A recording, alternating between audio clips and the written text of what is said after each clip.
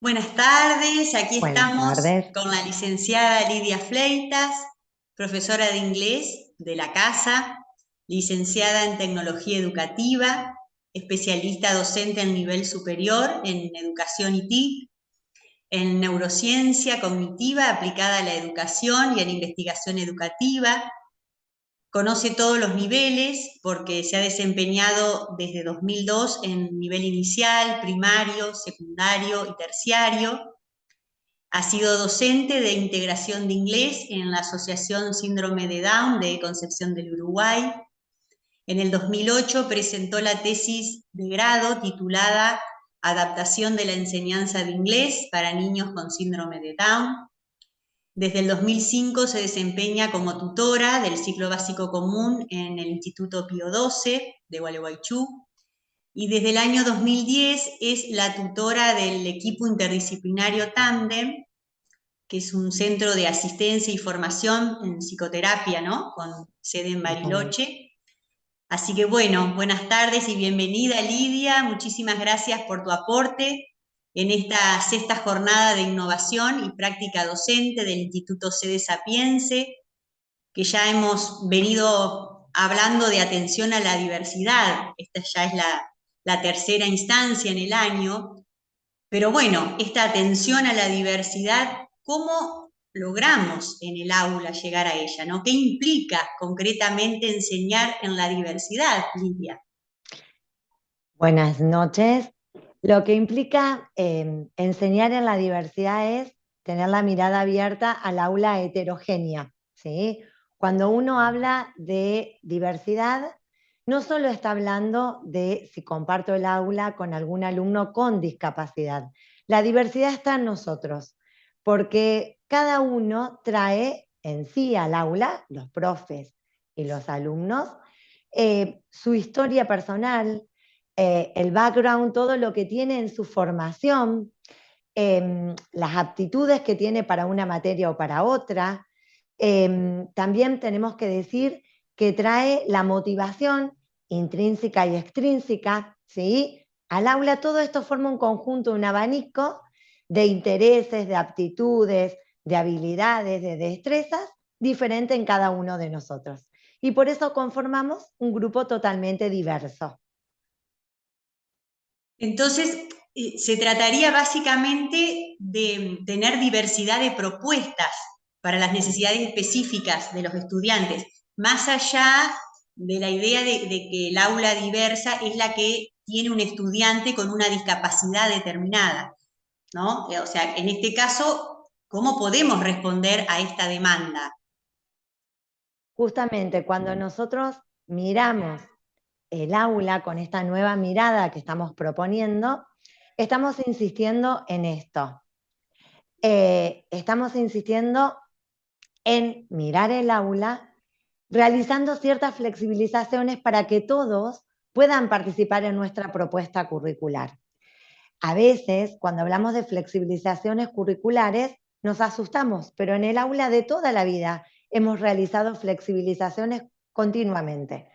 Por ejemplo, a veces cuando llegamos a nuestra aula y los chicos nos cuentan que pasó algo específico, que tuvieron un examen y que están agotados, o que tuvieron una jornada triste porque pasó algo que cambió el humor de grupo, y nosotros cambiamos lo que teníamos planificado para ese día, estamos realizando una flexibilización. Cuando decidimos que nuestra clase no se desempeñe dentro del aula que compartimos siempre, nos vamos a trabajar al laboratorio, al patio, o salimos a hacer una visita, realizamos otro tipo de flexibilización. Y hoy vamos a hablar un poquitito de lo que estuvimos charlando con Borsani en el último encuentro sobre lo que es una flexibilización curricular propiamente dicha. Cuando nosotros en el aula realizamos una flexibilización curricular, estamos realizando diferentes acciones. Por ejemplo, a la planificación anual que yo tengo pensada para todo mi grupo, digo, yo voy a modificar este objetivo, este contenido o este criterio de evaluación para este grupito chiquitito de alumnos o para este alumno, lo voy a modificar en este sentido o en el otro. O voy a priorizar, en vez de dar todos estos temas, con él voy a dar todos los temas, pero voy a hacer hincapié en esto particular que necesito que lo profundice para seguir trabajando el año que viene. A veces cambiamos, esto lo hacemos con muchos alumnos, decimos, bien, nosotros vamos a cambiar el tiempo que le voy a dar para adquirir este conocimiento. Supongamos, estamos trabajando con multiplicación y con división. Entonces, nosotros nos proponemos que el curso va a trabajar 3 semanas en adquirir las herramientas de la multiplicación y la división. Pero resulta que al ir trabajando nos damos cuenta que hay 4 o 5 alumnos que necesitan más tiempo para realizar, para poder adquirir este proceso de entender y aplicar la multiplicación y la división. Entonces decimos, bueno, con el resto trabajamos multiplicación y división, pero complejizamos un poco más, lo trabajamos con problemas. Y con el resto de los alumnos, con estos 3 o 4, seguimos trabajando en los mecanismos o en ejercicios específicos para que aprenda esta destreza, ¿sí? A veces eliminamos, decíamos, algún contenido o algún criterio en general. Por ejemplo, decimos, en vez de evaluarlo a este alumno de forma escrita, lo voy a evaluar de forma oral o con una presentación de PowerPoint o con una maqueta y que me explique la maqueta. Y a veces también introducimos a nuestras clases nuevos contenidos que no teníamos previsto, porque nos damos cuenta que hay algo que nos acuerda del año anterior, o porque decimos, le va a servir esta modificación que yo voy a realizar, esto que voy a introducir, para aplicar en su vida cotidiana, para tener una herramienta nueva para compartir con sus compañeros. Entonces, no sé si fui clara, Milagros, pero esto sería lo que es flexibilizar curricularmente, tocar nuestra planificación. Claro, es decir, que las flexibilizaciones son modificaciones en la planificación según las necesidades específicas del alumno. Justamente, esto que charlábamos recién. Cuando nosotros pensamos, y esto Borsani lo insistía mucho en la última jornada, no podemos pensar solo una propuesta. Tenemos que pensar una diversificación de propuestas, diversificar nuestras tareas, que no quiere decir para un alumno específico. A veces lo hacemos para un grupo pequeño, a veces la mitad de la clase está realizando este estilo y la otra mitad está con otra propuesta sobre el mismo tema, y después compartimos lo que ambos grupos hicieron en una clase en común, ¿sí? Vamos buscando distintos recursos, estrategias, para que todos los alumnos puedan apropiarse del aprendizaje. La idea no es, como hace unos años atrás, antes de la Ley Federal de Educación, que la propuesta era una y todos tenían que convivir y participar con esta propuesta. La idea de ahora es más diversificación, más ejemplificación, más tipos distintos de tareas o de actividades, permite que todos aprendan, ¿sí? Qué desafío, ¿no? Y para terminar, Lidia, ¿podrías dejarnos desde tu experiencia algunas ideas o tips para flexibilizar en el aula de hoy? Bien, nosotros cuando trabajamos en el aula, muchas veces esto que yo decía, hacemos una sola propuesta para todo el mundo. Entonces, en las evaluaciones o en las actividades, lo que vemos es, estamos trabajando un tema X en historia o en geografía. Lo trabajamos con la profe o con la seño en el aula y luego vamos al libro de texto. Y el libro de texto trae una sola propuesta académica. Generalmente son cuestionarios para resolver preguntas. ¿Qué pasa con las preguntas?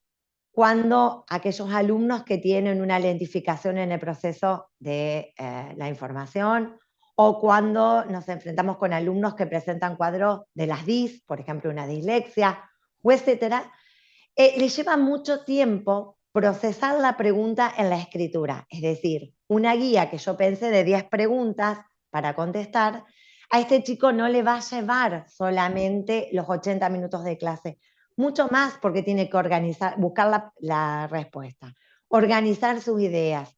Se produce toda una fatiga al momento de escribir, porque tiene que volver a corregir su texto, buscar que el texto tenga coherencia, que tenga cohesión textual.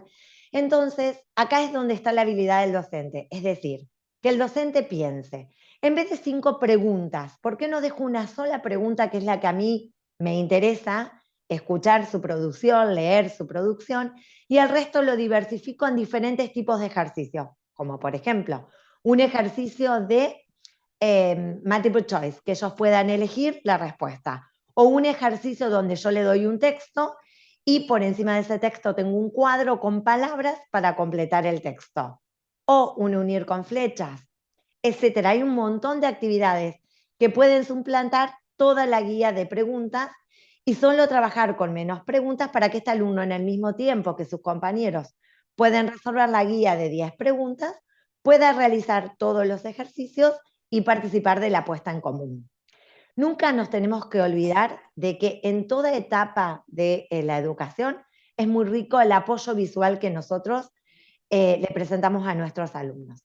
Cuando yo digo apoyo visual, no solo la imagen, no solo el dibujo, a veces puede ser un video cortito, puede ser también, si estamos trabajando con mapas, por ejemplo, utilizar como herramienta lo que es Google Maps, buscarlo, verlo, dónde estamos, alejarnos, acercarnos, todo eso que ayude a que uno se ubique en tiempo, en forma y lo pueda ver, hace que sea más fácil de apropiar ese conocimiento.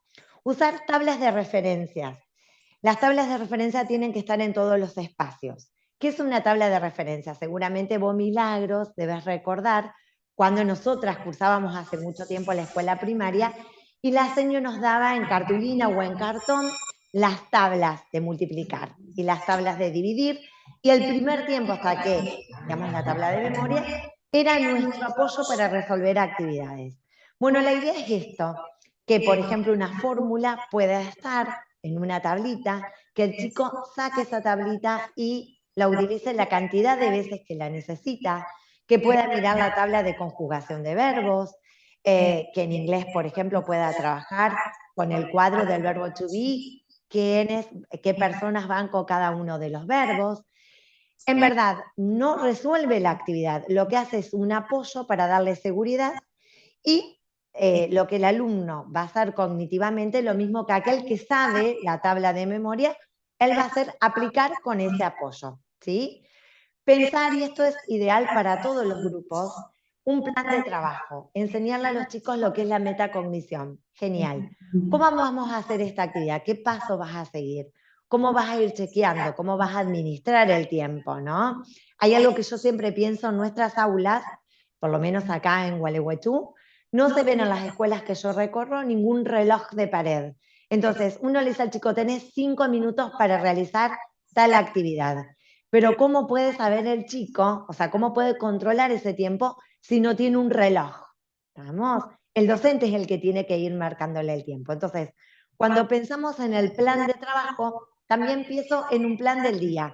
¿Por qué no anticipar que esto sirve mucho para todos los chicos, para calmar ansiedades, para ordenarlo en el trabajo? En la clase de hoy, en la primera parte vamos a realizar tal actividad, en la segunda vamos a hacer un juego, en la tercera parte tal cosa. Todos tenemos claro qué va a llegar a cada tiempo. Entonces reducimos la ansiedad, reducimos el estrés y podemos dedicar el tiempo al trabajo. Otra cuestión, cuando uno trabaja con el orden cronológico, es algo que dificulta a muchos de los chicos, de los alumnos con discapacidad. Entonces, permitirle que tengan de referente, ya sea una línea de tiempo, por ejemplo, cuando estoy trabajando para historia, y hago el hincapié en esto que hablábamos hoy de modificar o de cambiar criterios, en que entienda qué sucedió antes y qué después, que sea más importante que la fecha en la que ocurrió. Cuando trabajamos, por ejemplo, con numeración, en los más chicos y en los más grandes, los ejercicios típicos numéricos del antes y después, que lo pueda ver en la tabla, qué es lo que está antes, qué es lo que viene después. Lo ayuda a ordenarse y él de memoria, esta estrategia, esta actividad cognitiva no la puede realizar, ¿sí? Otra cuestión a tener en cuenta es la cuestión de cuando trabajamos con textos. No es lo mismo si el texto lo trabajan de antemano con el docente, realizando una prelectura, actividades mientras estamos leyendo el texto, ayudarlos a que busquen en el diccionario, que encuentren cuál es el significado de esta palabra en este contexto histórico, en este contexto geográfico, en este contexto de economía. Cuando los chicos lleguen a la guía, este texto va a estar totalmente masticado anteriormente por ellos y vamos a tener una gran producción de trabajo en la actividad que proponemos. Si nosotros al chico le damos el texto sin un trabajo previo para que lo lea solo, lo que ocurre la mayor parte de las veces es que el chico no lee el texto completo, no busca en el diccionario, directamente busca la respuesta a lo que necesita. Entonces, no está cumpliendo esta función. También tenemos que tener en cuenta que cuando trabajamos con textos, en algunos alumnos necesitamos reducir la cantidad de párrafos en el texto, y esto lo explicó Borsanis en las jornadas y dio algunos ejemplos, por ejemplo, priorizando algunos párrafos, o lo podemos ayudar remarcando las palabras claves o las ideas principales de antemano para que él tenga ya un apoyo en el texto para poder resolver la actividad. Otra cuestión, buscar que nuestras clases estén llenas de experiencia. Todo lo que hacemos nos cuesta luego olvidarlo, o sea, es un aprendizaje de raíz, que una de las experiencias que los chicos más disfrutan, bueno, las materias que permiten, como biología, físico-química, es ir al laboratorio, pero una experiencia también puede ser un juego donde implique más actividades que el chico tenga que hacer, donde aparece el movimiento, ayuda a que el chico fije lo que pasó en este juego, por ejemplo, el vocabulario, el concepto. El trabajar en pares o grupales. Esto de trabajar individual está genial, pero está comprobado de que cuando trabajamos en grupo, cuando todos aportamos, cuando cada uno pone su granito de arena, haciendo hincapié en esta habilidad que tengo, en la destreza que tengo más desarrollada, permite que el trabajo sea mucho más rico y que los alumnos lo puedan recordar. No sé si fui clara, Milagros. Sí, lo que pasa es que no es fácil el desafío, ¿no? Es más, no existen recetas, si bien fuiste muy clara en todas las situaciones y posibilidades y recursos, pero bueno, cada alumno es diferente, ¿no? O sea que justamente para realizar estas propuestas flexibilizadas hay un trabajo artesanal. Y como todo artesano, tenemos que tener creatividad y bueno, realmente en todo momento, ¿no? En cuanto al proyecto y al finalizar también el mismo, ¿no? O sea, pero bueno, lo importante es ver el éxito de nuestros alumnos, ¿no? Y bueno, la satisfacción del trabajo, ¿no? De lo que se va haciendo día a día y cómo se lo va acompañando. Y ahí está la Yo creo cuestión. que en esto tenemos que ser abiertos, digamos. No podemos pensar, o sea, este es un trabajo artesanal, como vos lo decías. A veces la receta que funciona para un alumno, para otro alumno no funciona. Necesito modificar algo. A veces sí la puedo repetir tal cual. Creo que lo rico del trabajo es que acá aprendemos todos, no solo nuestro grupo de clases, sino que nosotros vamos acrecentando conocimientos. El compartirlo con otros colegas me parece importante, ¿no? Es decir, mira, yo probé esto, esto funcionó, y acá hay otra cosa que tal vez olvidé y omití mencionarlo cuando charlamos de lo que implica el aula diversa, implica que yo vaya construyendo mi hoja de ruta y que al año siguiente, cuando pase este grupo a otro docente, este grupo camine con esa hoja de ruta, para que el docente que lo recibe vea qué es lo que se ha trabajado, pero sobre todo, ¿cuáles son las habilidades que tiene el grupo? ¿Cuáles son las técnicas y los recursos que más funcionan? ¿Sí? Y cuando uno realiza recortes, siempre tiene que charlarlo y mirarlo con todo el equipo del colegio, es decir, con el profesor de historia que sigue el año siguiente, pero el que está en tercero, el que está en cuarto, en quinto y sexto. Tengo que empezar un plan de acción en conjunto. Y más miradas entran en este plan de acción se vuelve más rico y más fácil de que sea un plan concretable y que dé resultado. Y algo que no tenemos que tener miedo es no poner techo. Tenemos que pensar en lo grande. Y si vemos que nos quedó muy grande la actividad, ir recortando en el momento, pero nunca hacia abajo, siempre hacia arriba, siempre apostando de que este alumno puede crecer cada vez más en recursos, en conocimientos y en herramientas. Y por lo general, en lo que te puedo contar de mi experiencia, y más que nada del equipo, que por ahí recorremos mucho las escuelas y trabajamos con los docentes, que nunca nos dejan de sorprender los docentes con actividades que piensan súper creativas, y los chicos. A veces decimos, no sé si va a poder lograr esto que vos proponés. Y logra eso y mucho más. ¿Sí? Yo creo que la clave es animarnos y ser creativos.